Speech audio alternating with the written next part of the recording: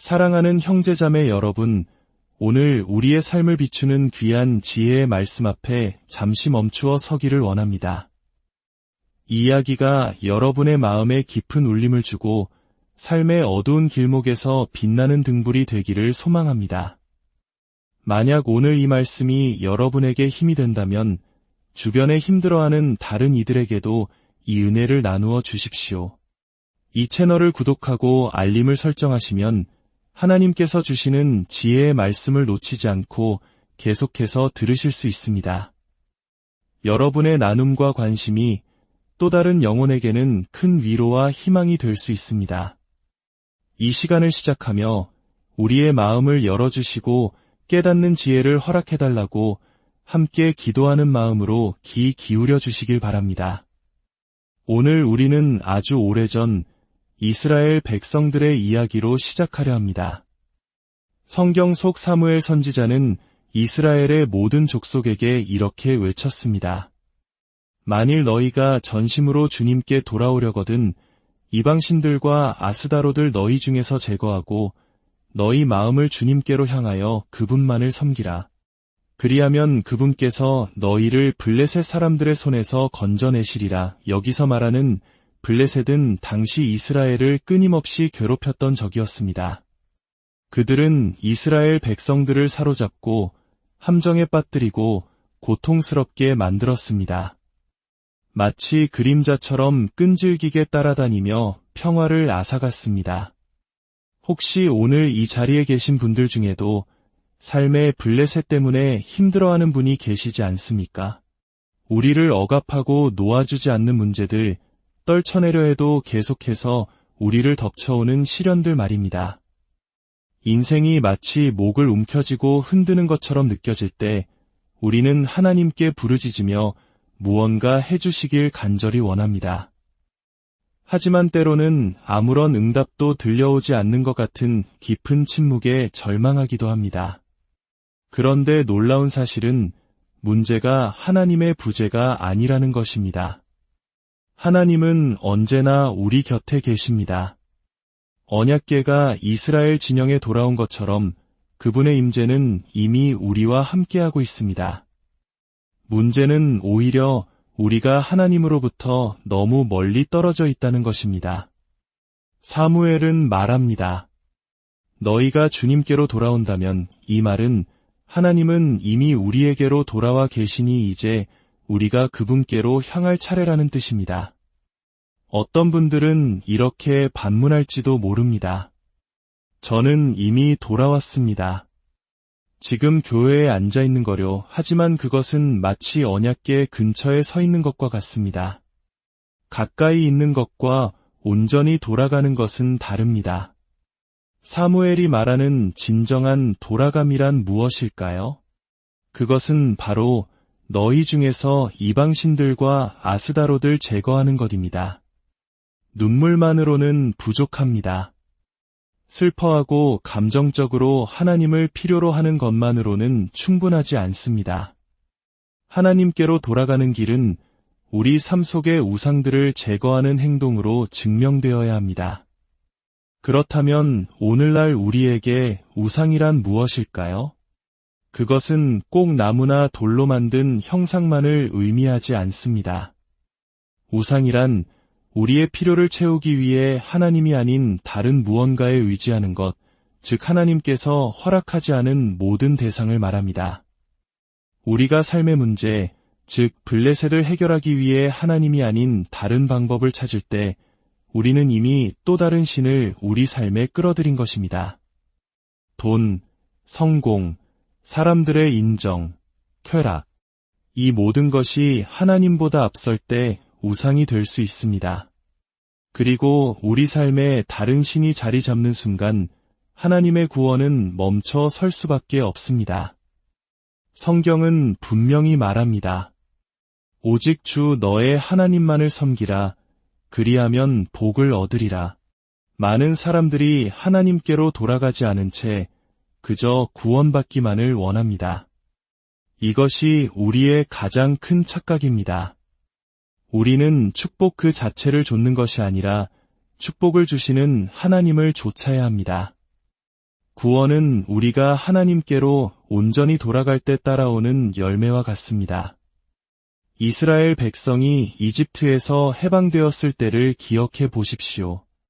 하나님께서는 그들을 젖과 꿀이 흐르는 약속의 땅으로 인도하시겠다고 하셨습니다. 하지만 그 과정에는 광야에서의 시간이 있었습니다. 왜 광야가 필요했을까요? 그곳은 하나님을 첫자리에 두는 법, 그분을 신뢰하는 법, 그분과 동행하는 법을 배우는 훈련의 장소였습니다. 약속의 땅에 들어갔을 때 하나님을 잊지 않도록 준비시키는 시간이었습니다. 오늘날 많은 사람들이 하나님의 축복은 원하지만 정작 축복을 주시는 하나님은 원하지 않는 경우가 많습니다. 원하는 것을 얻고 나면 교회를 떠나고 기도를 멈추는 모습에서 그것을 알 수 있습니다. 그들은 처음부터 하나님을 찾은 것이 아니라 그분의 손에 들린 선물을 찾았던 것입니다. 사무엘의 말에 이스라엘 자손들은 결단했습니다. 그들은 바알과 아스다롯 같은 풍요의 신들을 제거하고 오직 주님만 섬기기로 했습니다. 그들은 미스바에 모여 금식하며 기도했습니다. 물을 길어 주님 앞에 쏟아부으며 자신들의 죄를 고백했습니다. 우리가 주님께 죄를 지었습니다. 그들의 죄의 본질은 다른 신들을 삶에 끌어들여 하나님이 아닌 다른 곳에서 필요를 채우려 했던 것입니다. 이렇게 그들이 하나님 앞에 바로 서기로 진지하게 결단했을 때 놀라운 일이 벌어집니다. 원수 블레셋 사람들이 그들이 미스바에 모였다는 소식을 듣고 쳐들어온 것입니다. 이스라엘 백성들이 하나님께 집중하려 하자 오히려 더 큰 시련과 방해가 찾아왔습니다. 왜일까요? 사탄은 우리가 하나님과 진지한 관계를 맺는 것이 얼마나 강력한 힘을 발휘하는지 알기 때문입니다. 우리가 온전히 하나님께로 돌아설 때 사탄은 자신의 가장 큰 적과 마주하게 된다는 것을 압니다. 그래서 우리가 하나님과 온전히 교제하는 시간을 방해하고 주의를 흐트러뜨리고 혼란스럽게 만들려고 온갖 수단을 동원하는 것입니다. 그 시간 속에 우리가 지난 20년간 간구해온 구원이 담겨 있다는 것을 알기 때문입니다. 이스라엘 백성은 두려움에 떨며 사무엘에게 부르짖었습니다. 우리를 블레셋 사람들에게서 구원해 주십시오. 사무엘이 번제를 드리고 있을 때 블레셋 사람들이 가까이 다가왔습니다. 바로 그 순간 하나님께서 행동하셨습니다. 성경은 이렇게 기록합니다. 그러나 주께서 그날에 큰 우레소리를 내어 블레셋 사람들을 쳐서 혼란에 빠뜨리시니 그들이 이스라엘 앞에서 패하니라. 누가 하늘에서 천둥이 울려 적군을 혼란에 빠뜨릴 것이라고 상상이나 했겠습니까? 하나님의 방법은 예측할 수 없습니다. 우리는 하나님께 무엇을 원하는지 말씀드릴 수는 있지만 어떻게 해달라고 지시해서는 안 됩니다. 그분의 길은 우리의 길과 다르며 그분의 생각은 우리의 생각보다 높습니다. 우리가 할 일은 오직 주님께로 돌아가 구원을 간구하는 것뿐입니다. 그러면 하나님께서 그분만의 놀라운 방식으로 우리 삶에 개입하셔서 문제의 한복판에 혼돈을 일으키고 우리를 구원하실 것입니다. 그날 이후로 상황은 역전되었습니다. 이전까지 방어만 하던 이스라엘 백성들이 이제는 블레셋 사람들을 추격하기 시작했습니다. 다윗이 골리앗을 향해 달려갔던 것처럼 이 싸움이 주님께 속한 것임을 깨달았기 때문입니다. 그들은 에베네셀이라는 돌을 세우고 말했습니다. 주께서 여기까지 우리를 도우셨다. 하나님께서는 그들이 구한 것 이상으로 축복하셨습니다. 블레셋 사람들에게서 구원해 주셨을 뿐만 아니라 과거에 빼앗겼던 모든 영토까지 되찾게 해주셨습니다. 이것이 바로 하나님께 돌아가는 자에게 주시는 보너스 축복입니다. 하나님은 우리의 기도에 응답하실 뿐만 아니라 우리의 잃어버린 시간과 기회까지도 회복시켜 주시는 분입니다. 메뚜기가 휩쓸고 간 세월을 다시 채워주시는 분입니다. 사랑하는 여러분, 이것이 바로 하나님께 돌아갈 때 일어나는 기적입니다. 우리가 구한 것뿐만 아니라 잃어버렸던 것까지 되찾게 되는 놀라운 은혜입니다. 이제 우리는 또 다른 중요한 질문 앞에 서게 됩니다. 그것은 바로 승리에 관한 것입니다. 사도 요한은 그의 편지에서 그리스도를 믿는 자는 세상을 이겼다고 말합니다. 우리는 이미 승리한 존재라는 것입니다. 그런데 같은 저자인 요한이 요한계시록에서는 이기는 자에게는 이라며 마치 우리가 앞으로 이겨야 할 싸움이 남은 것처럼 말합니다. 이미 이겼는데 또 이겨야 한다니 이것은 무슨 뜻일까요? 이것은 마치 법적으로는 부부이지만 실제로는 행복하지 않은 결혼 생활을 하는 것과 같습니다. 서류상으로는 분명히 결혼한 상태이지만 그들의 경험 속에서는 사랑과 기쁨이 없을 수 있습니다. 법적인 신분과 실제적인 경험 사이에 간극이 있는 것입니다.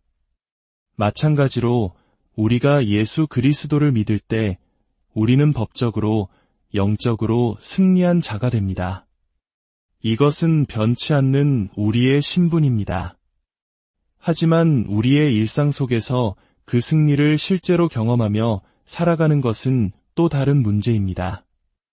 패배감에 젖어 사는 크리스천이 있다고 해서 그가 크리스천이 아닌 것은 아닙니다. 그는 단지 패배한 크리스천일 뿐입니다. 우리의 목표는 우리의 법적인 신분을 실제적인 경험으로 만들어가는 것입니다.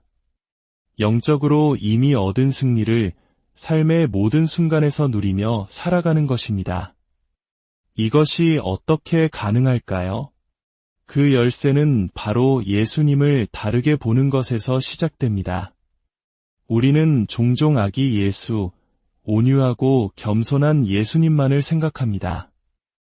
하지만 사도 요한이 반모섬에서 본 예수님은 그런 모습이 아니었습니다. 그분은 눈이 불꽃 같고 음성은 많은 물소리와 같으며 영광스러운 모습으로 나타나셨습니다. 요한은 그분을 보자마자 죽은 자처럼 그 발 앞에 엎드렸습니다. 이분이 바로 부활하시고 승천하셔서 지금 온 세상을 다스리시는 권세 있는 예수 그리스도이십니다.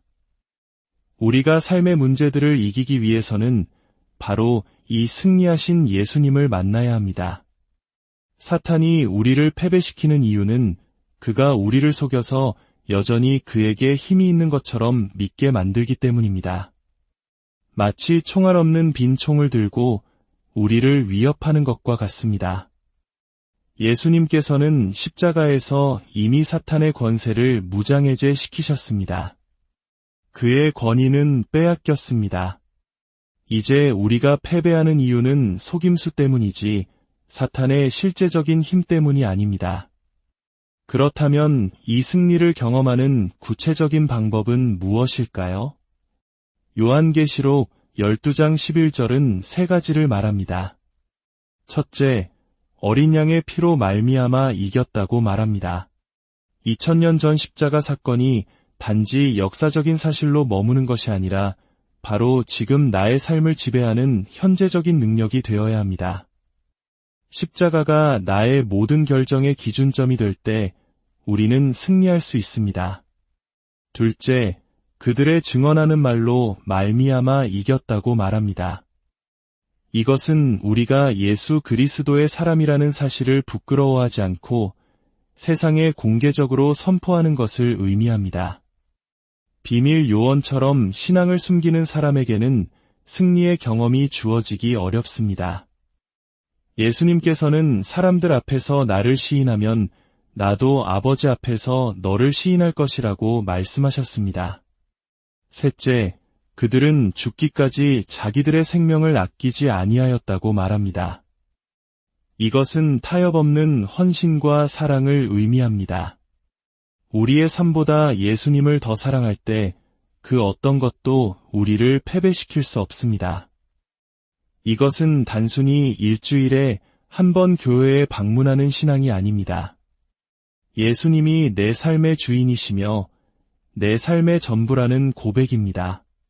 사랑하는 형제자매 여러분, 하나님께서는 승리를 우리 손에 그냥 쥐어주시는 것이 아니라 우리가 손을 뻗으면 닿을 수 있는 곳에 두십니다.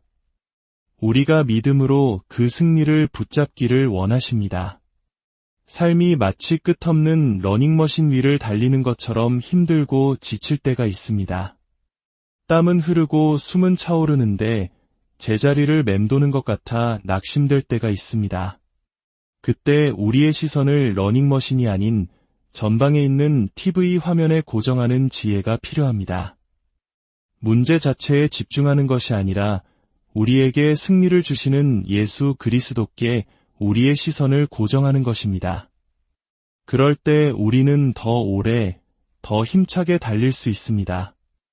우리의 약한 눈이 건강한 다른 쪽 눈 덕분에 온전한 시력을 유지하는 것처럼 우리의 연약함은 전능하신 그리스도로 인해 온전해질 수 있습니다. 이제 여러분의 시선을 바꾸십시오. 여러분의 삶을 짓누르는 문제에서 눈을 들어 불꽃 같은 눈으로 만물을 다스리시는 영광의 주님을 바라보십시오. 그럴 때 우리는 더 이상 언젠가 이길 것이다 라고 노래하는 것이 아니라 우리는 이미 이겼다는 믿음의 선포를 하며 오늘을 살아갈 수 있을 것입니다. 주님, 오늘 이 말씀을 듣는 모든 이들의 마음을 열어주시옵소서.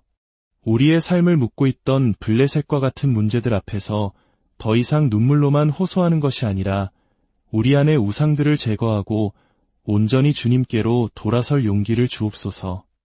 우리에게 이미 주신 승리를 믿음의 눈으로 바라보게 하시고 부활하신 권능의 주님과 동행하며 날마다 삶으로 승리를 증명하는 자녀들이 되게 하여 주시옵소서. 이 모든 말씀, 우리를 죄와 사망에서 구원하신 예수 그리스도의 이름으로 기도드립니다.